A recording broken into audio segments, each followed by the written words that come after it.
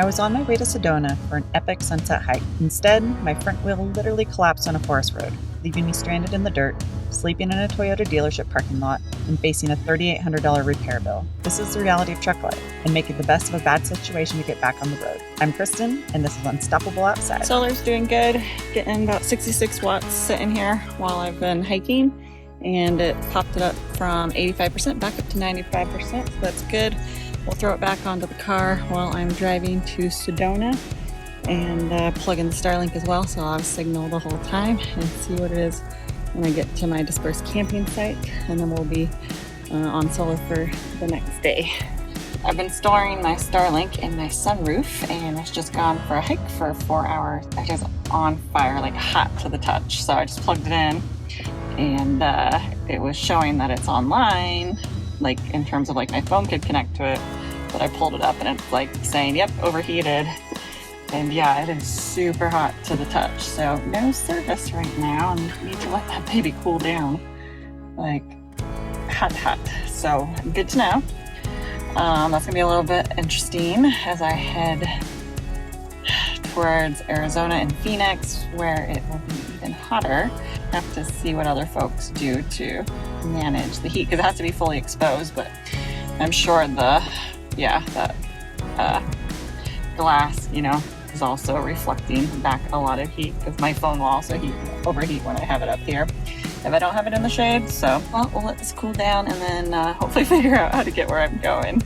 I think I have like 1 bar of service that maybe I can pull up directions. So the Starlink Mini Roam is rated up to 122 degrees Fahrenheit, but when it was sitting up here in the sunroof, it definitely got over that just because of the reflection off the glass. So right now I just have it sitting here on my armrest, and it's working again, but it's not getting enough signal to work consistently. So from just doing a little research, it said, best option is just try to keep it out of sunlight. So a little bit of a challenge when you need to have it in direct, exposure to the sky. Like, don't be near buildings or near trees and stuff like that. It's a bit of a catch-22. What do people do all summer long, like in full sun areas where it's constantly 100 plus? Like, do they just not use it? Like, that sucks. Like, if you are an Arizonian and you want to be off-grid. When you're living out of your rig to access remote trailheads, you do expect challenges. First, the desert heat knocked down my off-grid internet, and I thought managing a 120-degree overheating Starlink was going to be my biggest hurdle of the day. I was wrong. Just a few miles up the road, things went from inconvenient to downright dangerous.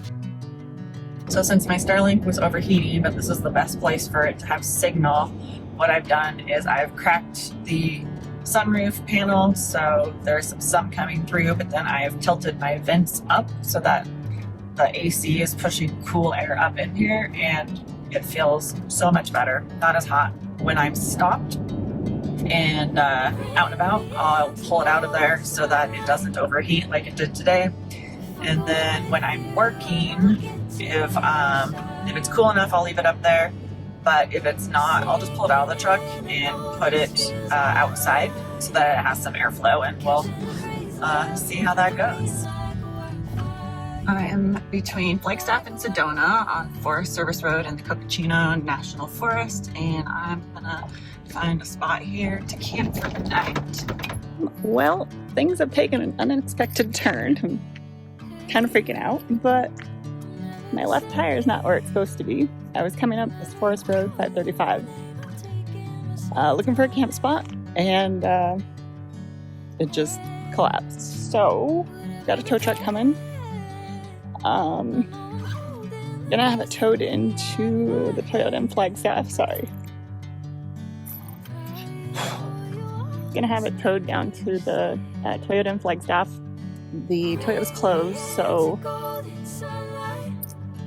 I made an appointment for at least first thing Tuesday morning. Maybe they can get me in tomorrow, but shit, that looks horrible. Now we just wait and we figure it out. Just a thing, it'll get fixed, it's fine. but definitely a change of plans. So if I can just sleep in my truck at the parking lot, I will. If not, I will get a hotel, but I'm just gonna get my stuff organized so that no matter what happens, I'm just ready to go and have my clothes and laptop. That's gonna be a little challenging with work tomorrow.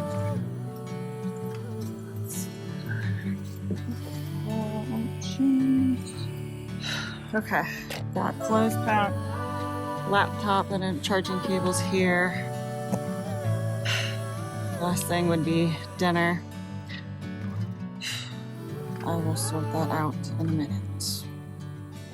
When the upper ball joint snapped and my tire collapsed into the wheel well, I completely broke down.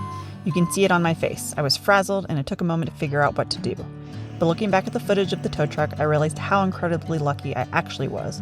This catastrophic failure happened when I was crawling at 10 miles per hour on a dirt forest road. If this had happened while I was at highway speeds, this would be a completely different video. Once the initial shock wore off, my backcountry mentality kicked in. Out here, panic doesn't fix a problem, action does. All right, on the way to the dealership, he's just double checking straps, and sounds like he thinks I could sleep in my truck at the dealership, so that's the plan.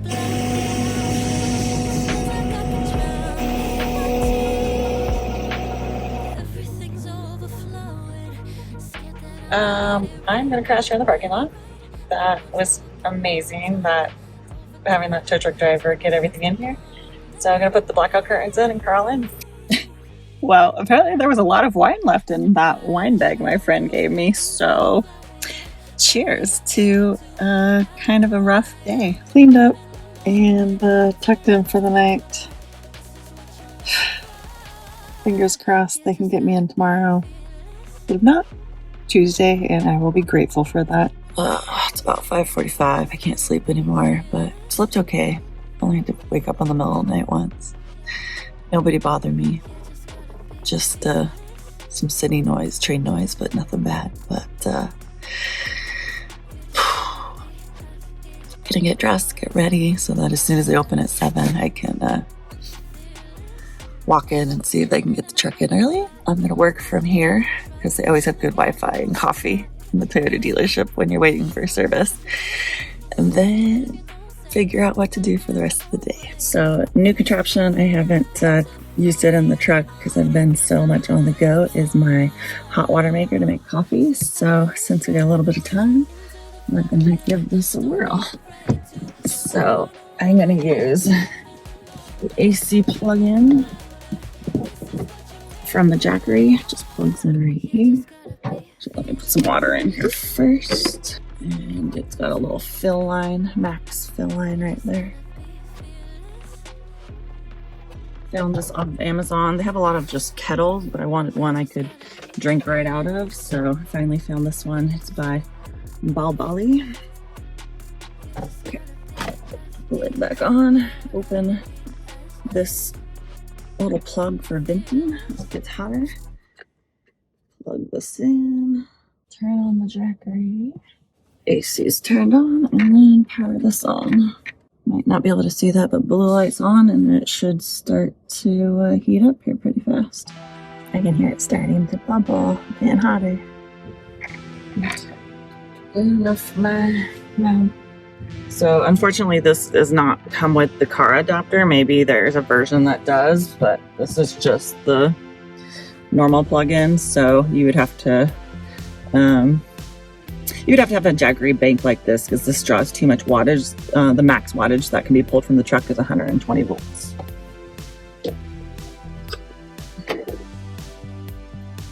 Is that steaming? You can see that.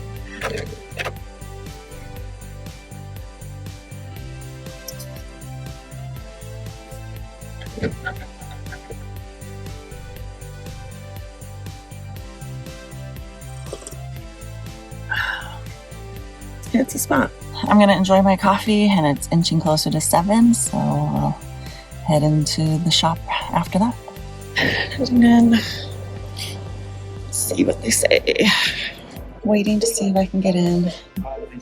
Service advisor is going to come talk to me shortly. They're going to pull the truck in for inspection today. They said they might not have the part. It's definitely an all-day thing at this point. So I am setting up to just work from here for now, and then they have rental cars if needed.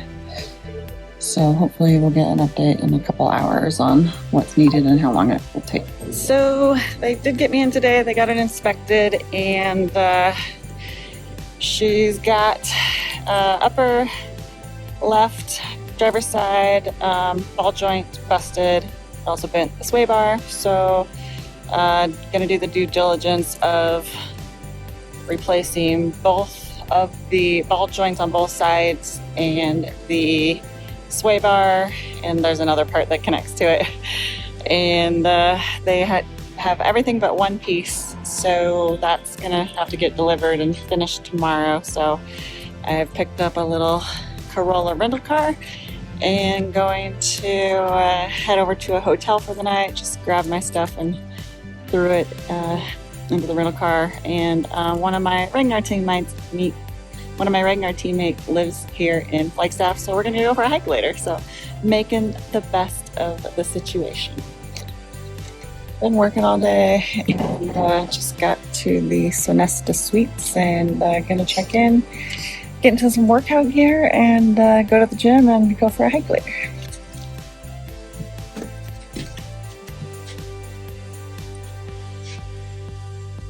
Not bad, really spacious. We even have a little kitchen, like it's bigger than some apartments I've lived in. As an endurance athlete, you learn that when your primary plan fails, you pivot and keep moving. I hit the gym for a quick workout and met up with one of my Ragnar Trail teammates for a beautiful hike right here in Flagstaff.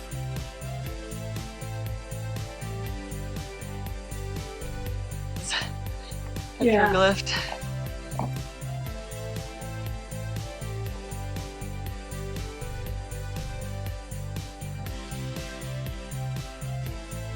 Thirsty or what? Whoa. Oh my god, it's so refreshing in here.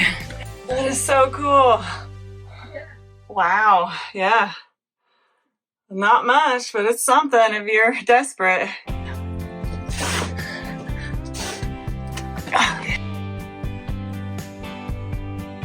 But the real reality check came the next morning back at the shop. With the 4Runner up on the lift, it wasn't just the control arms, ball joint, and a bent sway bar. The collapse had also cracked the CV joint, bringing my final repair bill to a staggering $3,800. Definitely a punch to the gut, and my credit card.